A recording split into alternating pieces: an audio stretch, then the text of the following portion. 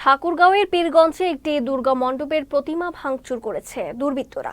রোববার উপজেলার মসলন্দপুর দুর্গা মণ্ডপে এই ঘটনা ঘটে। মন্দিরের সভাপতি বিমল জানান, সকালে মন্দিরের কার্তিক ও লক্ষ্মী প্রতিমার ভাঙচুর করে মাটিতে ফেলে রাখা হয়েছে এবং গণেশের নাকের কিছু অংশ ভেঙে দিয়েছে দুর্বৃত্তরা। বিষয়টি থানা পুলিশকে জানানো হয়েছে।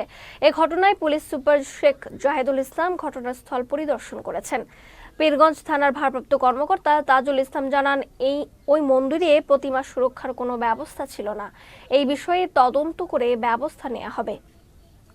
সকাল সকাল আজকে দেখছি আমরা আসে আমাদের প্রতিমা ভাঙে দিয়েছে, এই যে কি লক্ষ্মী আর কার্তিক আর আমাদের গণেশের চোখ নাক ভাঙে দিছে।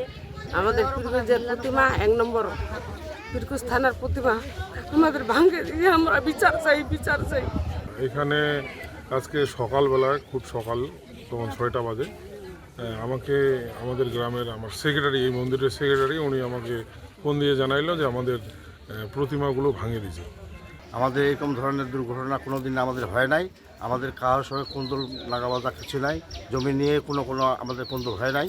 এবং আজকে হঠাৎ করে এই সকাল টাইমে দেখি কেউ দেখছে, দেখেছি আমাদের প্রতিমাগুলো ভাঙে পড়ে আছে।